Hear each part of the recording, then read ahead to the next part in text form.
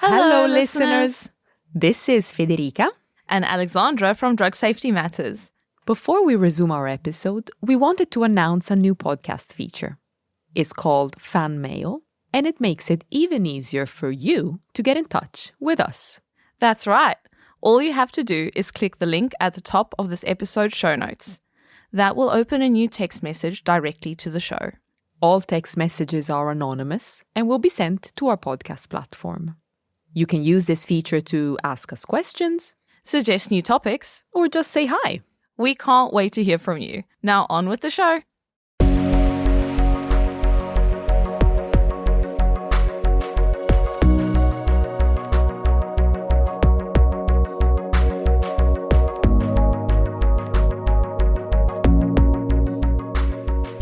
Adverse drug reactions come in many different shapes and sizes, but the most concerning are those that are serious and unexpected.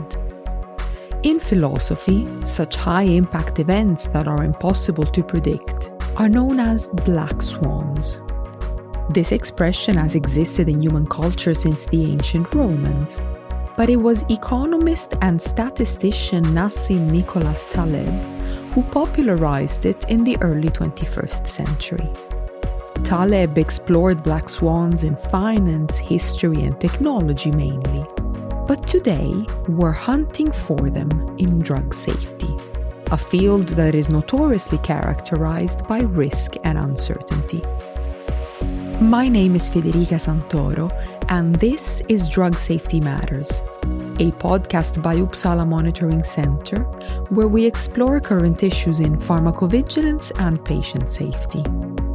Joining me today is François Montastruc, specialist in clinical pharmacology and pharmacovigilance at the Toulouse University Hospital in France. François has long been fascinated by Taleb's theory and its implications for drug safety. What makes an adverse drug reaction a black swan? And if they can't be predicted, how should pharmacovigilance professionals deal with them? You'll learn this and much more in the conversation that follows. I hope you enjoy listening.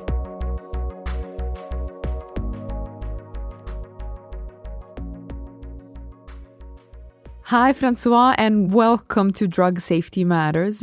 I am especially delighted to have you on the show today because you contacted me a few months ago with an idea for the podcast, and I love it when listeners approach us with ideas for content. So you came to me with an idea of drawing a parallel between the science of pharmacovigilance and the black swan theory, which is developed by statistician Nassim Nicholas Taleb.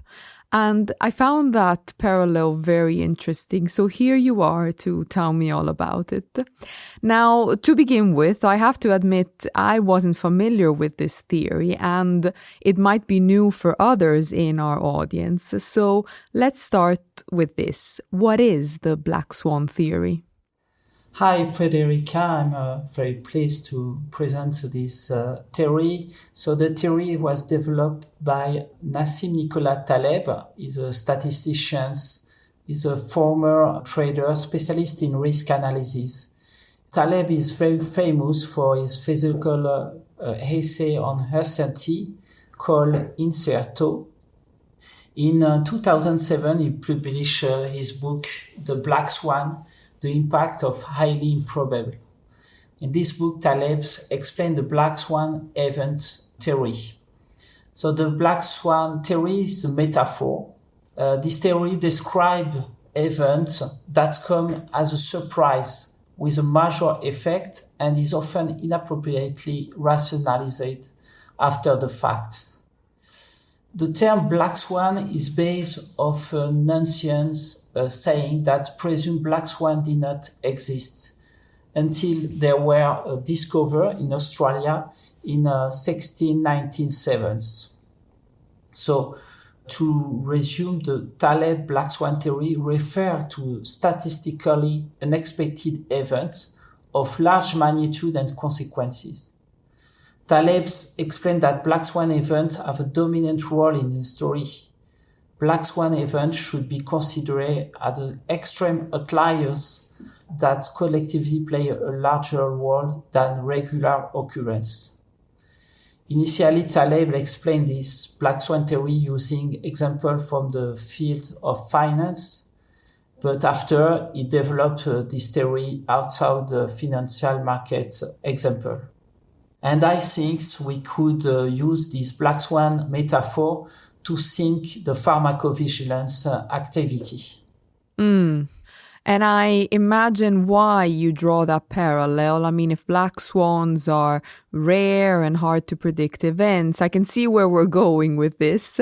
But why don't we spell it out for our listeners? So why do you think Taleb's theory applies so well to the world of pharmacovigilance? Yeah, I think that Taleb theory applies perfectly to pharmacovigilance because it's a field of medicine that deals with the uncertainty of drug risk and rare or very rare adverse drug reactions. Sometimes these adverse drug reactions have a major impact on patients and population exposed to drugs. And these adverse drug reactions are surprised because we were unable to calculate the probability of these rare adverse drug reactions using the first step of drug clinical evaluations, especially clinical trials. So to illustrate the black swan theory in pharmacovigilance, I would like to present my research I did during the COVID-19 pandemic. The first research I would like to speak, it's about the adverse drug reactions reported in clinical trials of drugs used to treat COVID-19. This research was published in the British medical journal Medicine, and the title is Quality of Reporting of Adverse Events in Clinical Trials of COVID-19 Drugs. It's a systematic review. In this research, we found three major problems in clinical trials of drugs for COVID-19. The first problem was an inadequacy and inconsistency in quality of reporting adverse events of drug used for the treatment of COVID-19 in published articles. We found that 1 in 3 studies had a very low quality of reporting according to the consort statement, which is the base of recommendations for clinical trials. And we found also that compared with serious adverse event reported in trial summary on clinical trials, about half of serious events were not reported in published clinical trials. So this study have different interpretations. One is some publication of clinical trials underreported adverse event, and therefore the safety evaluation of these drugs is affected because the assessment of benefits-risk ratio of these COVID-19 drugs based on these clinical trials are not precise. This study finally highlights the limitation of clinical trials for assessing adverse drug reactions, and particularly in time of emergency such as the COVID-19 pandemics. So we understand the role of pharmacovigilance to identify adverse drug reactions that have not been identified in clinical trials, some of which were black swan events. So obviously, if adverse events go underreported in clinical trials, then that makes life more difficult for those of us who work in the post-marketing phase, because if we're lacking that information, then that might delay the identification of adverse events once the drug is out there. But why don't we give the audience some concrete examples? What is a good example of a black swan event for you? Yeah, the good example of black swan event in pharmacovigilance during the COVID-19 pandemic are the cases of thrombosis and thrombocytopenia with the AstraZeneca COVID-19 vaccines. In fact, this adverse drug reaction was a surprise for the pharmacovigilance system and specialists. It was an unexpected event, and it was not detected in clinical trials. Second, these adverse drug reactions had major effects on patients because it was very serious adverse drug reactions, and sometimes patients die after these adverse drug reactions. And it was also major effect on the vaccination strategy.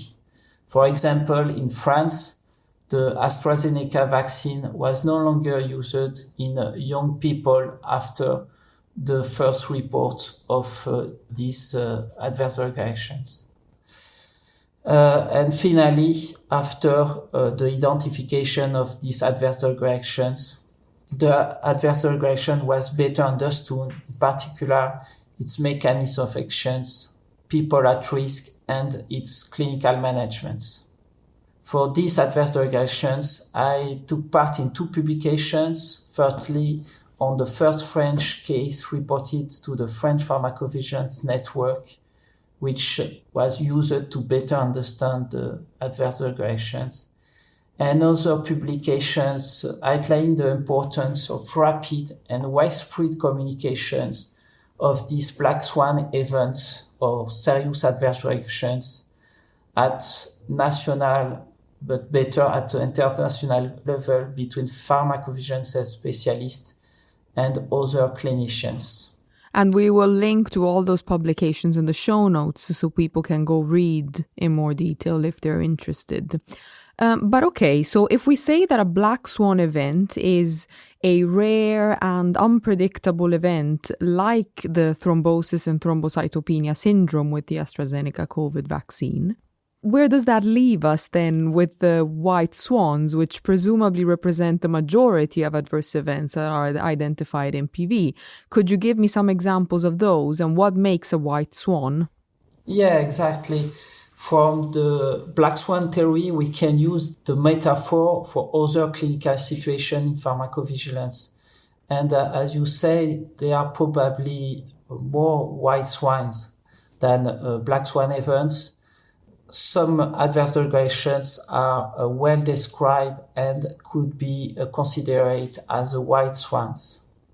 To illustrate these white swan events, I'm going to use the research I did in the worldwide pharmacovigilance database, VigiBase.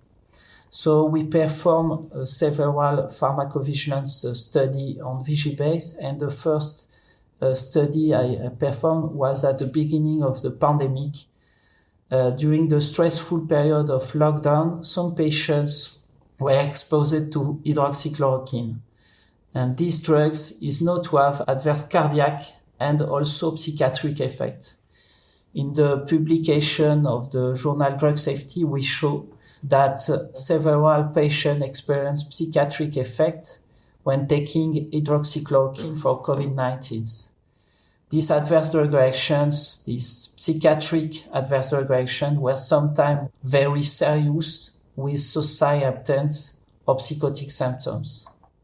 So this is an example of white swan because it was well-known adverse reaction of hydroxychloroquine, but we better characterize this adverse reaction using pharmacovigilance data from VigiBase.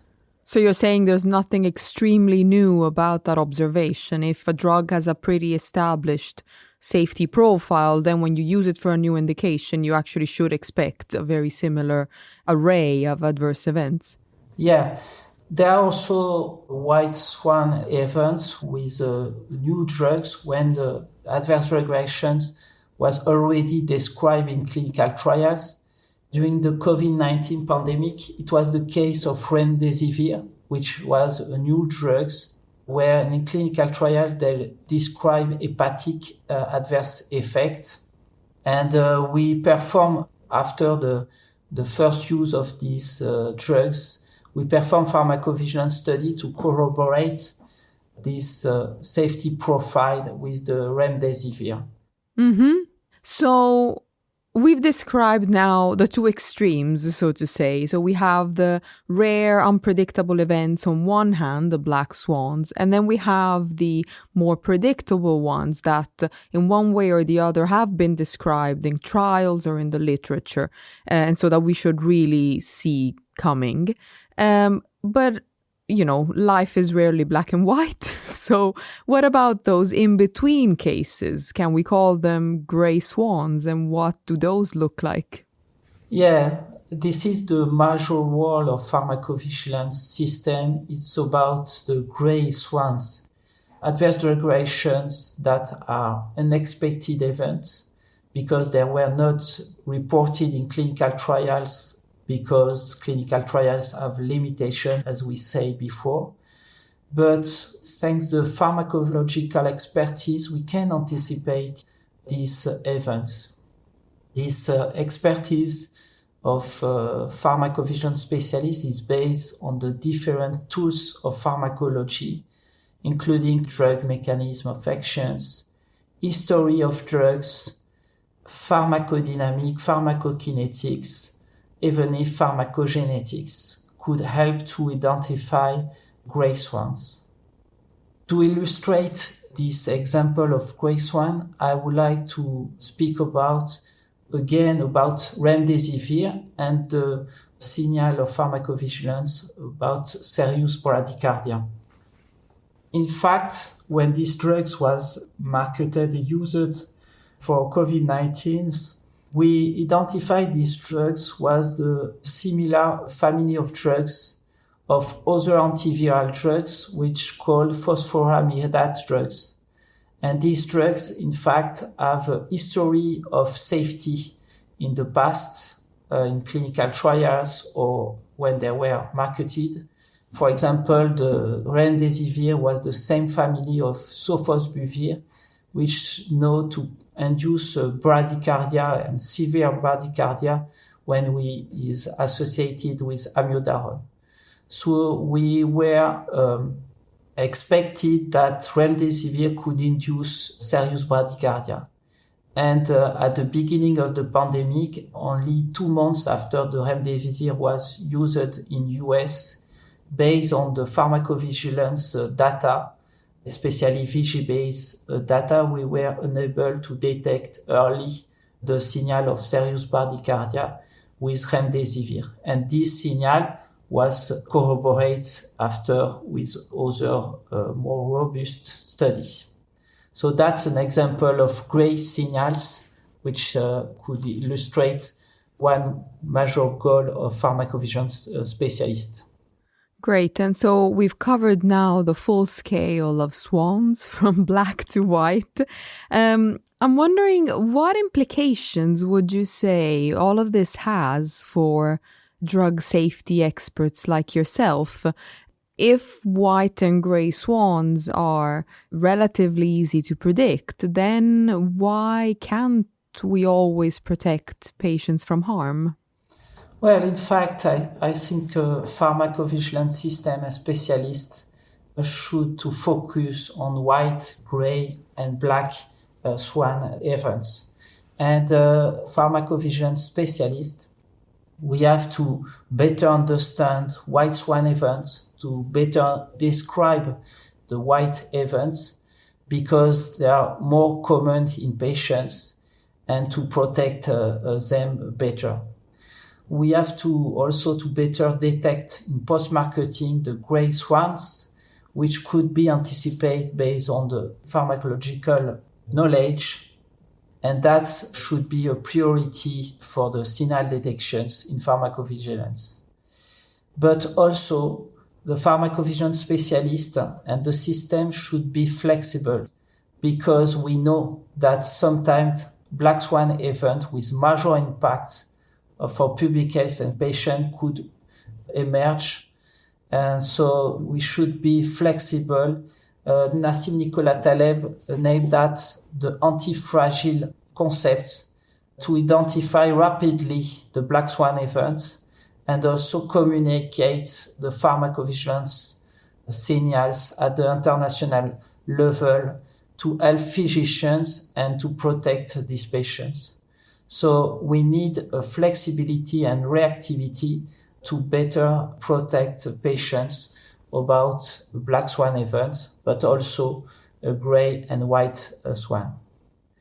In fact, I think we can use the metaphor of black swan theory, and we can call the pharmacovigilance could be as a bird catcher, or what we say in French, the oiseleur, which were specialists to catch birds in the past.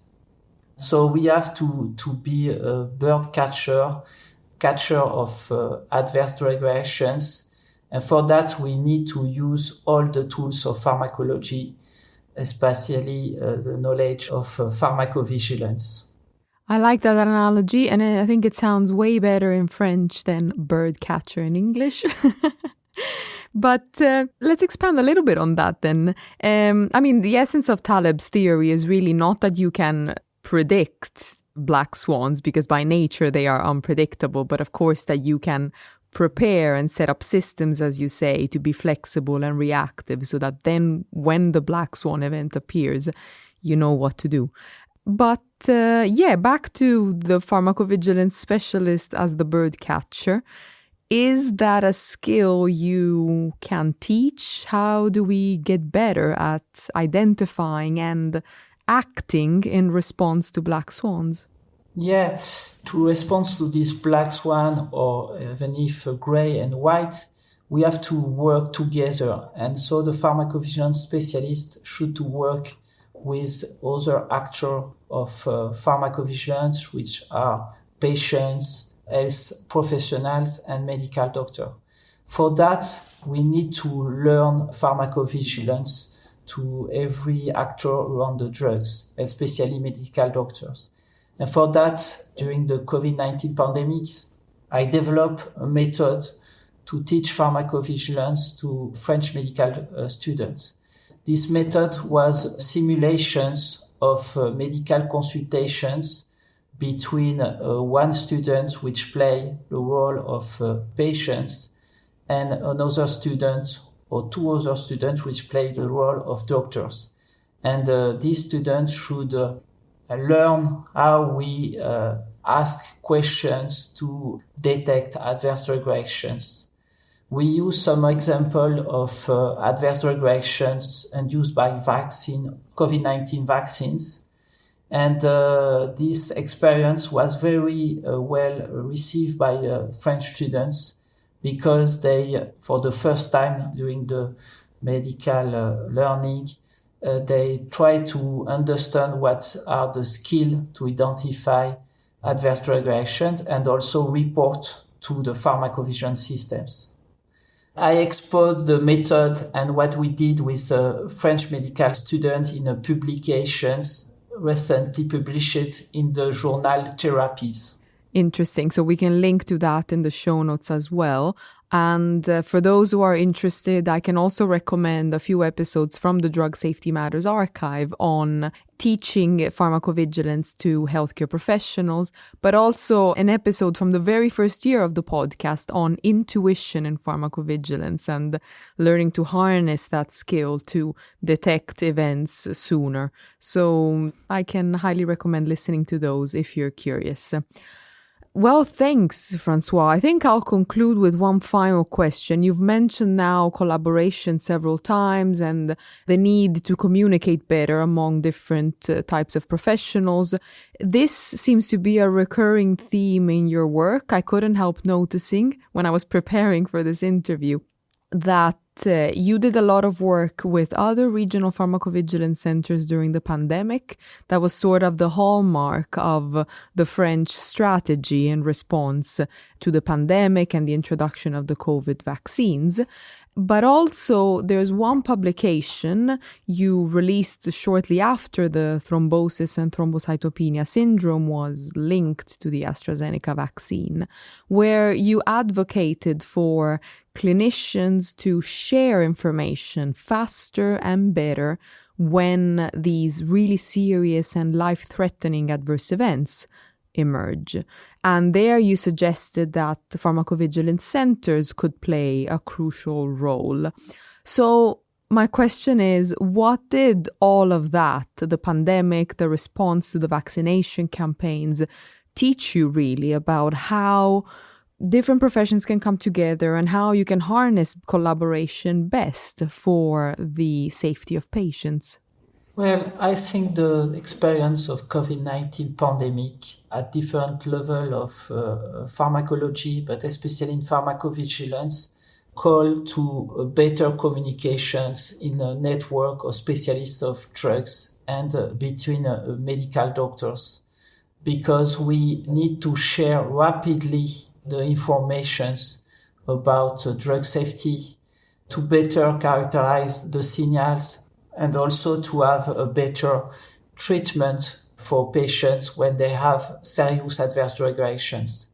So I think better communications among the network of pharmacovigilance at the regional, national, but also at the international level should improve the knowledge of drugs and to improve the flexibility against the black swan event. So we have to work together and with a global view should improve the pharmacovigilance and protect the patients. Well, thank you. Obviously, as advocates of an international program for drug monitoring here at Uppsala Monitoring Center, we couldn't agree more on the value of global collaboration.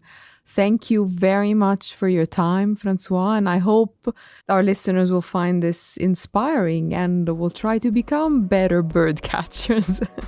Thank you, Frederica. Thank you, everybody.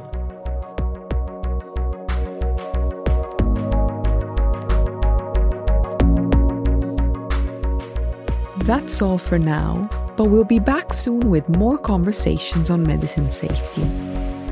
If you'd like to know more about the black swan theory and François's research, check out the episode show notes for useful links. If you like our podcast, subscribe to it in your favorite player so you won't miss an episode. And spread the word on social media so other listeners can find us. Apart from these in-depth conversations with experts, we host a series called Uppsala Reports Long Reads, a selection of audio stories from UMC's pharmacovigilance news site. So do check that out too. Uppsala Monitoring Center is on Facebook, LinkedIn and X, and we'd love to hear from you. Send us comments or suggestions for the show, or send in questions for our guests next time we open up for that. For Drug Safety Matters, I'm Federica Santoro. I'd like to thank François Montastruc for his time, Matthew Barwick for post-production support, and of course, you for tuning in. Till next time.